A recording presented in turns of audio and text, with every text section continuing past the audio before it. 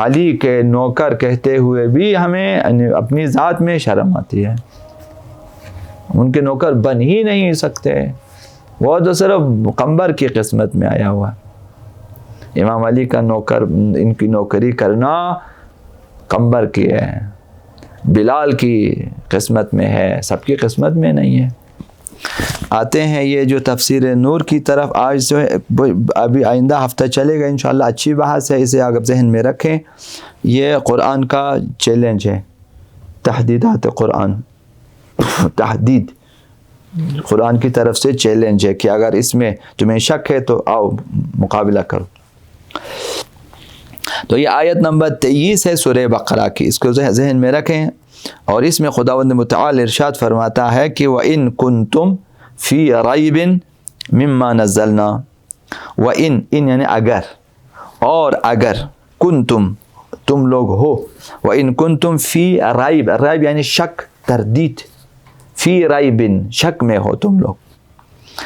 وَإِن كُنتُمْ فِي رَيْبٍ اگر تم لوگ ہو شک کی حالت میں، مما نزلنا کس کے بارے میں؟ جنہیں ہم نے نازل کیا، یعنی جس قرآن کو ہم نے نازل کیا ہے، جن آیتوں کو نازل کیا، اس میں اگر تمہیں شک ہے.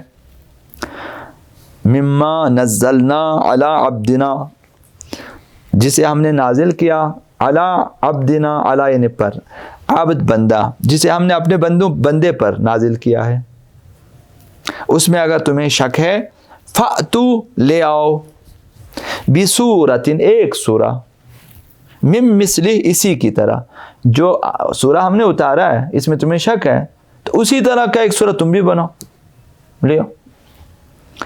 وَادْعُوا شُهَدَاءَكُمْ اور اپنے گواہوں کو بھی لے آؤ، جو لوگ تمہارے گواہ ہیں یا تمہارا ساتھ دینے والے ہیں کہ بھئی قرآن کو ہم نہیں مانتے، قرآن خدائی نہیں ہے اصلاً، مثلا نہیں مانتے، تم ان کو بھی بلاؤ، دعوت دو، من دون اللہ، خدا کو چھوڑ کر باقیوں کو بلاؤ.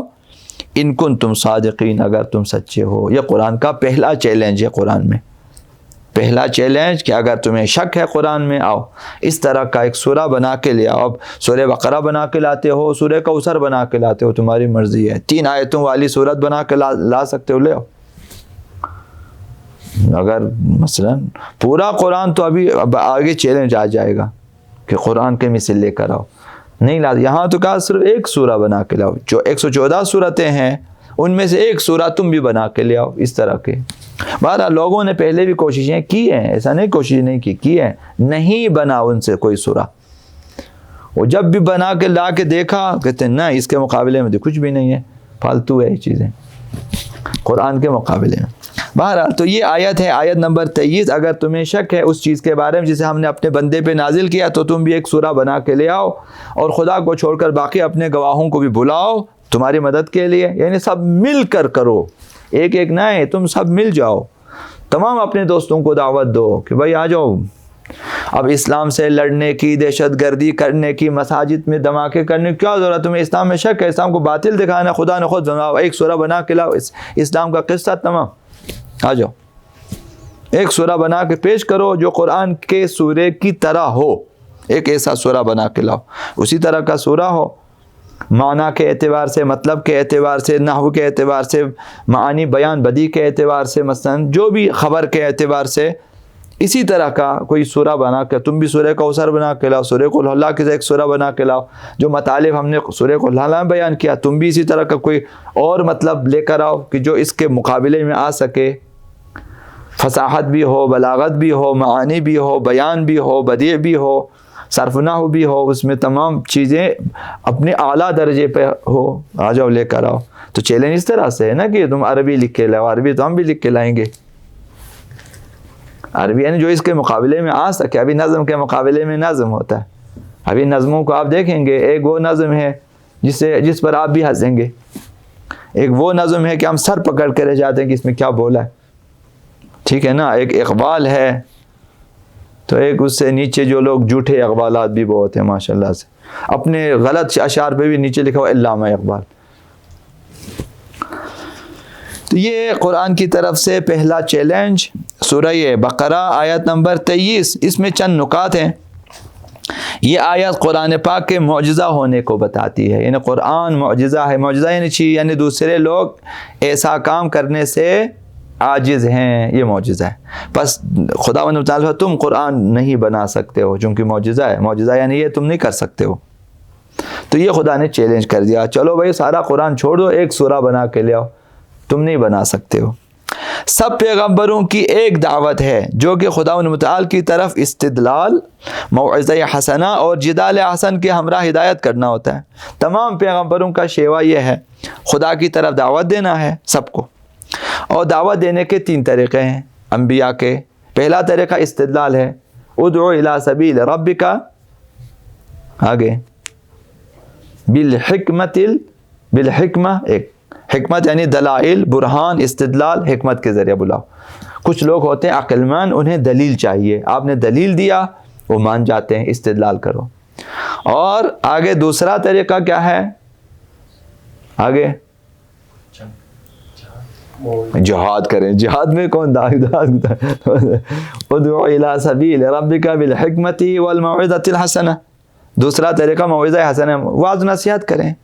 بہت سارے لوگ واعظ نصیحت بھی مان جاتے ہیں، بھئی یہ جنت ہے، یہ دوزخ ہے، یہ گناہ ہے، یہ ثواب ہے، اس طرح سے. مثلا موعظہ حسنہ کے ذریعے بعض لوگ، بہت سارے لوگ مثلا دین کی طرف آ جاتے ہیں.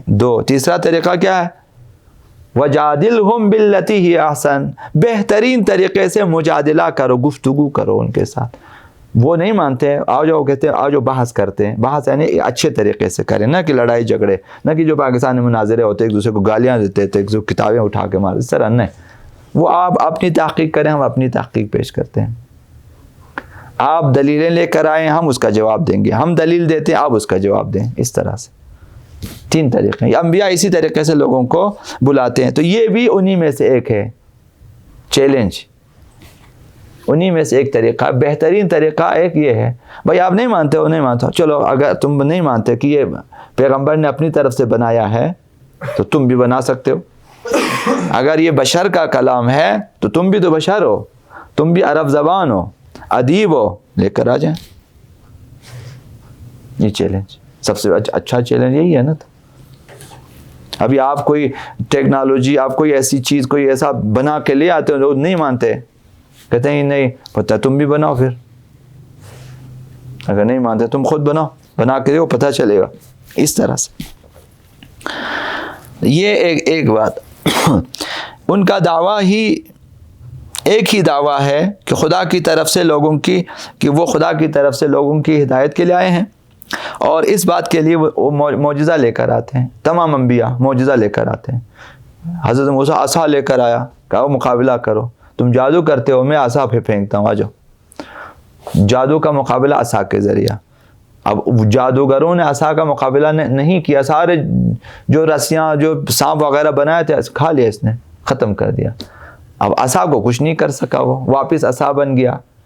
جو ہے نورانی ہاتھ نکالا حضرت موسیٰ علیہ السلام، ید بیضاء، خدا تعالیٰ نے فرمایا کہ یہ اس طرح نکالو، چمکدار، روشن، تم بھی کر کے دکھاؤ، معجزہ.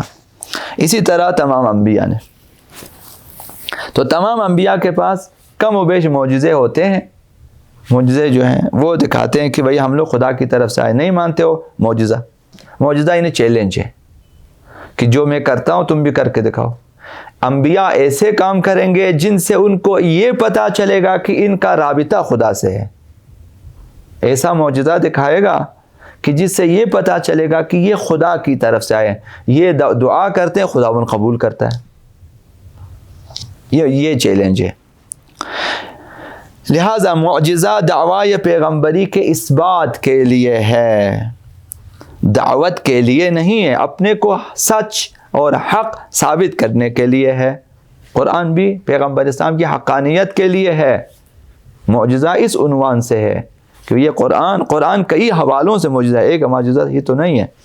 عصا کا تو کوئی فائدہ نہیں تھا نا. عصا کا صرف دکھانا ہے، بھائی تم جادو کرو میں توڑوں گا. لیکن قرآن تو کئی جہتوں سے ہے.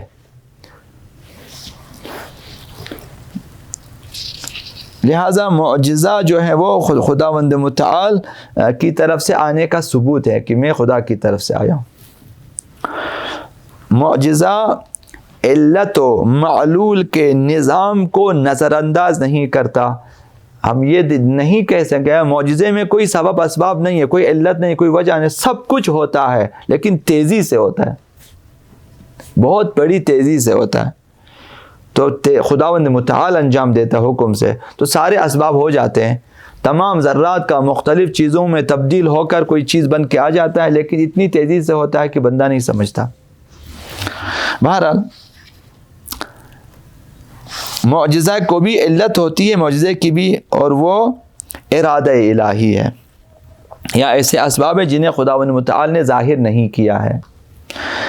یہ پہلا پیغام ہے, قرآن معجزہ ہے, پیغمبر اسلام کی نبوت کی اس بات کے لیے ہے, اس لیے چیلنج کیا. دوسرا پیغام یہ قرآن مجید میں خداوند متعال نے مخالفین اسلام کو بارہا مقابلے کی دعوت دی ہے. یہ ساری جنگیں اس وجہ سے ہوئی ہیں کہ یہ لوگ اس اسلام کے قرآن کے چیلنج کو نہیں مانتا, ایک چونکہ مقابلہ نہیں کر سکتے, لہذا انہوں نے تلوار اٹھانا شروع کر دیا کہ بھائی باتوں سے نہیں, علم کے ذریعے نہ, تو ابھی صرف ہم نے لڑائی کرنی ہے. یہ انہوں نے طریقہ اپنایا ہوا ہے, ورنہ قرآن نے چیلنج کیا تھا آرام سے بغیر کسی لڑائی جھگڑے کے, چند صورتیں بناؤ, لے آؤ, مقابلہ کرو, دعویٰ کرو, اعلان کرو پوری دنیا میں بھائی اسلام قرآن کوئی معجزہ نہیں, ہم نے مقابلہ کر دیا. قرآن مجید خداوند متعال نے مقابلے کی دعوت دی ہے تمام جو ہیں مخالفین کو کہ اگر تم اس کتاب کو خدا کی طرف سے نازل کردہ نہیں سمجھتے اور انسانی ہاتھوں کا کرشمہ سمجھتے ہو کہ بھئی یہ پیغمبر نے خود بنایا, یا مثلا جبکہ اسی قرآن میں بعض لوگوں نے پیغمبر کو املا کیا ہے, پیغمبر نے لکھا ہے چوری چھپے پھر ہمارے پاس لایا ہے, اگر ایسا ہے تم بھی جاؤ یہی کام کر کے لے آؤ. تو اس قدر جنگوں کی اور جزیہ کی ادائیگی کی اور اس قدر خون خرابے کی ضرورت کیا ہے؟ قرآن کا مقابلہ کرو, قصہ ختم, اسلام ختم, سب کا اعتماد اٹھ جائے گا, سب تمہارے دین پہ آ جائے گا, مقابلہ کرو. تیسرا پیغام نکتہ یہ ہے کہ خداوند متعال نے اپنے پیغمبر اور اپنی کتاب کی حقانیت کو ثابت کرنے کے لیے قرآن جیسی کتاب لانے کے مطالبے میں کئی بار تخفیف کی ہے, کمی کر دی, یہ نہیں کر سو یہ کرو, چلو یہ نہیں کر سو یہ کرو, اس طرح. مثلا پہلے فرمایا فَأْتُوا بِكِتَابٍ, تم بھی ایک کتاب لے آؤ. قرآن ایک کتاب ہے, کتنے صفحے ہوں گے, ابھی موٹے موٹے لکھے, اتنے صفحے, چھوٹے چھوٹے لکھے تو بہت چھوٹا ہے. یہ بھی ایک کتاب, تم بھی ایک کتاب بنا کے لے آؤ ایک, یعنی پورا قرآن بنا کر لے آؤ.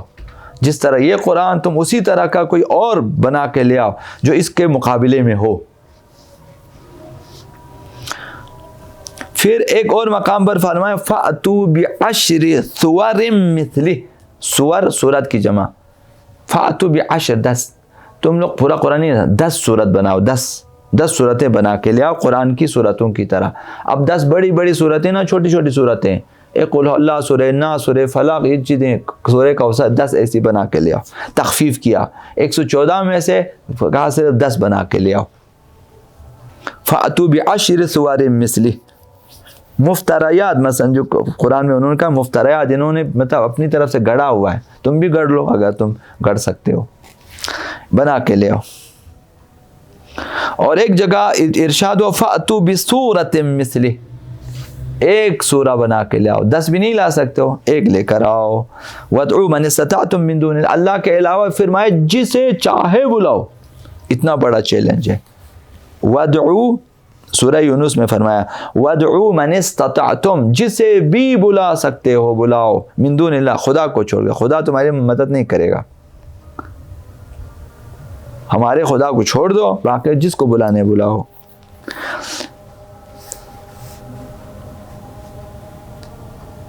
ایک ہی سورہ لو, اللہ کے علاوہ جس کو چاہے اپنی مدد کرے, یعنی ساری کائنات سے اپنے سارے ہم فکروں کو, یاروں کو, مددگاروں کو, دوستوں کو, تمام اپنی طاقتوں کو, سارے وسائل کو, کمپیوٹر کو بھی لے کر آؤ, سپر کمپیوٹر کو بھی لے کر آؤ, سب کو بلاؤ کہ یار ایک قرآن بنانا ہے, ہم نے ایک سورہ بنانا ہے, چلو پورا نہیں بنا سکتے, ایک سورہ بنا کے لے آؤ, سب کو دعوت دو اور مل کر ایک سورہ بناؤ. اتنا آسان چیلنج.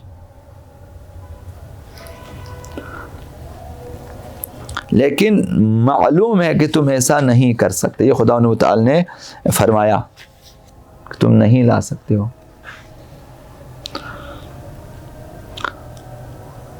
لم یاتوا بمثلہ ابدا، کوئی ایسی آیت ہے کہ تم ابد الآباد نہیں لا سکتے ہو، کیونکہ یہ خدا کا کلام ہے اور خدا نے معجزہ بنایا ہے اسے. بہرحال قرآن، تیسرا نقطہ یہ ہے کہ قرآن پاک کی تنظیم، سورتوں کے ناموں کا انتخاب خدا تعالیٰ کی طرف سے پیغمبر اسلام کے زمانے میں ہی انجام پا چکا تھا. باقی تمام باتوں کو ہم نہیں مانتے، چونکہ جب تک پیغمبر اسلام خود موجود ہے، اسی زمانے میں لکھنا شروع کیا تھا، کاتبان وحی موجود تھے، تو اب بعد میں لوگوں کے پاس فضیلتیں نہیں تھی تو چلو اس طرح کا ایک فضیلت بناؤ. بھائی پیغمبر نے کام نہیں کیا تھا، وہ تیسرے چوتھے خلیفہ نے کیا. ہمارے پاس یقیناً ایسی باتیں موجود ہیں کہ جہاں پہ ہم یہ کہہ سکتے ہیں پیغمبر صاحب اپنے زمانے میں قرآن کو اسی ترتیب سے نام بنا، یہ سورہ بقرہ ادھر رکھو، سورہ ناس ادھر رکھو، سورہ نساء، سورہ انعام ادھر رکھو، خود نے ترتیب دیا، اس ترجمہ کیا تھا. یہ مانتے ہیں ہم لوگ. یہ ایک چیز. اور قرآن پاک انبیاء کی تعریف کرتے ہوئے کلمہ عبدنا کو بعد یا اب سے پہلے ان کے نام ذکر کرتا ہے. جو خداوند متعال جب کبھی پیغمبروں کو یاد کرتا ہے تو فرما عبد کہتا ہے، عبد بندہ میرا، لیکن نام لیتا ہے. عبدنا ایوب، وذکر عبدنا ایوب، ہمارے بندے ایوب کو یاد کرو. ابراہیم، اور کبھی انبیاء کا نام لے کر فرمایا کہ کل من عبادنا، یہ سب میرے بندے ہیں. صرف پیغمبر اسلام کے لیے عبد بغیر نام کے استعمال کیا. یہ پیغمبر اسلام کے عبد مطلق ہونے کی دلیل ہے کہ ایسا عبد اور کائنات میں نہیں ہے، لہذا یہاں نام لینے کی ضرورت ہے. یعنی حقیقتاً کوئی عبد ہے تو پیغمبر اسلام ہے. ہم لوگوں کو تو خود کو بندہ کہتے ہوئے شرم آتا ہے، ہم ایسے بندے ہوتے ہیں. جی ہاں، فخر سے کہتے ہیں ایسے ہوتے ہیں علی کے نوکر. ابھی دیکھو آپ روڈ میں آپ بولتے جاؤ کیسے ہوتے ہیں علی کے نوکر، یہ سارے سب دو نمبری کر رہے تھے، ایسے ہوتے ہیں علی کے نوکر. علی کے نوکر کہتے ہوئے بھی ہمیں اپنی ذات میں شرم آتی ہے. ان کے نوکر بن ہی نہیں سکتے، وہ تو صرف قمبر کی قسمت میں آیا ہوا. امام علی کا نوکر، ان کی نوکری کرنا قمبر کی ہے، بلال کی قسمت میں ہے، سب کی قسمت میں نہیں ہے. تو یہ ناممکن ہے. خلاصہ تو اس میں خدا متعال نے چند باتیں بیان کر دی. ایک تو پیغمبر اسلام کا عبد ہونا اس میں بیان کیا. مما انزلنا علی عبدنا، نام نہیں لیا، ہم نے اپنے بندے پر نازل کیا ہے، اور بندہ مشخص ہے پیغمبر اسلام. اور سب کو بلاؤ، چیلنج اس حد تک ہے، دنیا میں جسے چاہے بلانا ہے سب کو بلاؤ، سب مل جاؤ، خدا کو چھوڑ کے باقی سب ملو، بناؤ ایک صورت. نہیں بنا سکتے. تو اس میں پیغام یہ ہے کہ انسان کے دل و دماغ سے اور خصوصاً اعتقادی مسائل میں شک و شبہ کو مکمل طور پر دور کرنا چاہیے. لہذا خدا متعال نے یہ ایسا کام کیا کہ بھئی ہمارے قرآن میں شک ہے، آ جاؤ قرآن کا مقابلہ، تم قرآن کو لے کے جاؤ، چند صورتیں تم بھی بنا کے لے پیش کرو، ختم، قصہ ختم. نہ ہم مسلمان بنیں گے، نہ شیعہ بنیں گے، کچھ بنیں گے، ہم وہابی بنیں گے، ہم عیسائی بنیں گے، نہیں کر سکتے. ایک لہٰذا یہ ایک چیز یہ ہے کہ خداوند متعال چاہتے شک و تردید کو دور کریں تمام ماننے والوں کے لیے. بولا ہمیں شک و تردید نہیں ہونی چاہیے، کیونکہ ابھی بھی چیلنج موجود ہے. 15ویں صدی میں بھی، قرآن کے نزول کے بعد 15ویں صدی ہے، 1500 سال چیلنج ہے، آ جاؤ مقابلہ کرو. نہیں کیا تو یہ کہ ہمیں اپنے اندر شک، اسلام کے بارے میں شک و تردید کو دور کرنا چاہیے. کوئی شک نہیں ہے اس میں، جس دین کو ہم مانتے ہیں اس میں شک و شبہ کی گنجائش نہیں ہے. احسن تم. دوسرا پیغام یہ ہے کہ وحی کے حصول کی شرط خدا کی بندگی ہے. نزلنا علی عبدنا، خدا نے اپنے بندے میں نازل کیا. بندہ بنے گا تو وہی نازل ہوگی، دوسروں پہ نازل نہیں ہوتی ہے. خداوند متعال کا بندہ خالص بننا پڑتا ہے. قرآن. تیسرا پیغام یہ ہے کہ قرآن استدلال پر، دلیلوں پر مبنی کتاب ہے. قرآن ایسی کتاب نہیں بس پڑھو اور رکھو. قرآن خود چیلنج کرتا ہے اور اس میں ایک فائدہ یہ بھی ہوگا سننے والوں کے لیے کہ وہ دقت سے پڑھیں، یار یہ کیسی کتاب چیلنج کرتا ہے، تاکہ لوگوں کا شوق بڑھے، جذبہ بڑھے کہ یہ اس کتاب کو پڑھنا چاہیے، جس میں جا بجا چیلنج ہے۔ اب جب چیلنج ہوتی ہے تو ظاہر ہے لوگوں میں جذبہ پیدا ہو جاتا ہے۔ اب شاید انہوں نے میں عرض کر رہا ہوں۔